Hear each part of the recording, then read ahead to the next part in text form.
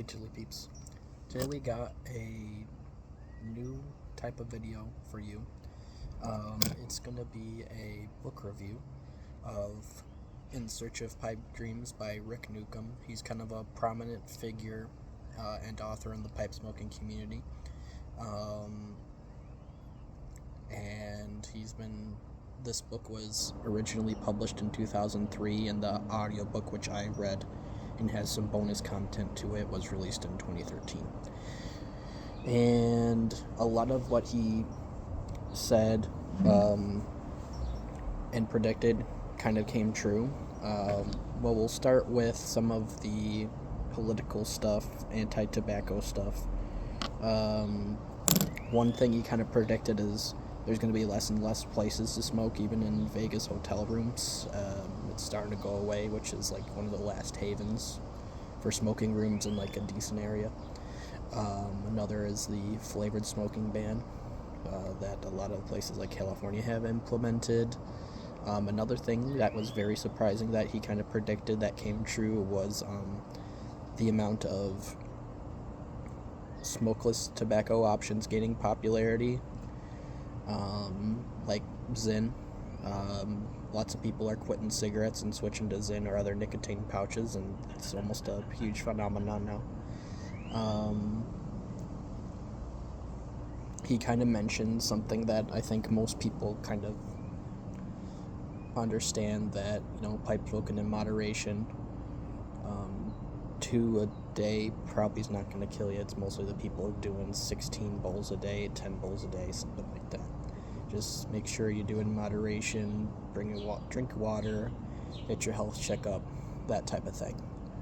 Another main point he goes on quite frequently throughout the book is the importance of keeping your pipe clean and the importance of the draft hole, which it took me, 7 or 8 years to really use that. Your pipe smoking changes significantly for the better if you keep it clean. My Savinelli wasn't smoking as well as it used to. I wonder why that is. And then I used pipe cleaners. Oh yeah, that worked. So just keep your pipes clean, and your stems free of tar. Makes a world of difference. I know sometimes you don't want to spend your $3 on a pipe cleaners. You'd rather spend that towards something else, but if you start to care for your pipes earlier, they'll take care of you earlier, that type of thing. A lot of the book he was talking about all the different types of travels he went to in Europe, Denmark, and Germany, and Italy, Ireland. Visited all the pipe factories, which was really cool. Castello, Peterson, some guys in Germany, some guys in Denmark. And that kind of inspired me to get a Danish pipe made by W.O. Larsen. I believe it was a guy named with the last name of Knudsen in the 60s, but that guy wasn't mentioned. It was usually Larsen, Sixten Iverson, Jes Kondovitz, that passed away recently, Bo Nord, S. Bang pipes. But a lot of it was, he kind of contradicts himself a little bit. He says he's not an elitist, and he makes claims that, some of my best pipes are basket pipes. I got it, estate pipes for $30 or less, which I think most of us can agree that can definitely be the case. But when he's promoting all these, $1,000 pipes from Denmark and all these other places, it's, he's supporting his friends over there, which, makes sense. And if you're in a hobby long enough, you're going to get friends in high places. But he mentioned that some guy bought a pipe for $50,000, and it's kind of when does a pipe become art? Something that most people agree it's something to be smoked.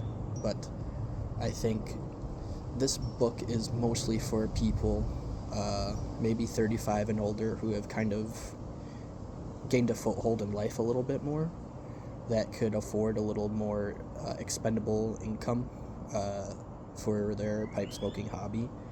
I think people younger than 30 in the most cases are not going to be spending $1,000 or $2,000 on a pipe that's like rent money.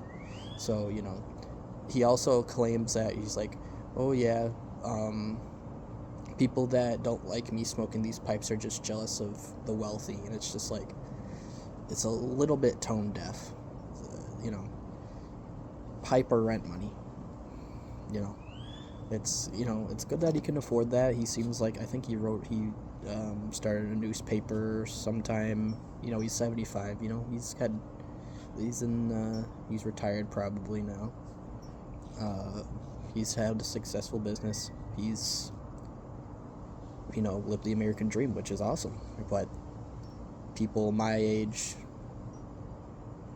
starting to slip away a little bit, but that's a different story. But in the end of the day, he's the expert on his own opinion. But I would give it a 4 out of 5 stars. Just it was very, very. He's very knowledgeable. He influenced me to expand my horizons, but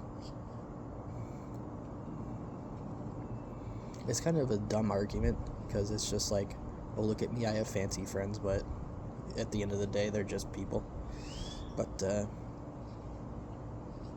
I don't know. It's just with art, it really gets weird with artisan pipes. People can get kind of uppity, to be honest. But he likes what he likes at the end of the day. He's very knowledgeable, and he just so happens to like expensive things, which there's nothing wrong with that in itself, I suppose. Anyway, be sure to be commenting, liking, subscribing, all the things. Hit that like button. I'll see you next one. Bye-bye.